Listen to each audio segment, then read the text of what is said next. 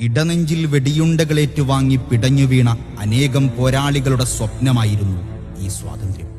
നൊന്തുപെറ്റ മക്കൾ തൂക്കിലേറുന്നത് കാണേണ്ടി വന്ന പെറ്റ വയറിന്റെ പ്രാർത്ഥനയായിരുന്നു ഈ സ്വാതന്ത്ര്യം. വെള്ളക്കാരന്റെ കാമക്കൂത്തിന് അടിയറവ് പറയേണ്ടി വന്ന പാവം സഹോദരിമാരുടെ മാനത്തിന് കാലം നൽകിയ നീതിയായിരുന്നു ഈ സ്വാതന്ത്ര്യം.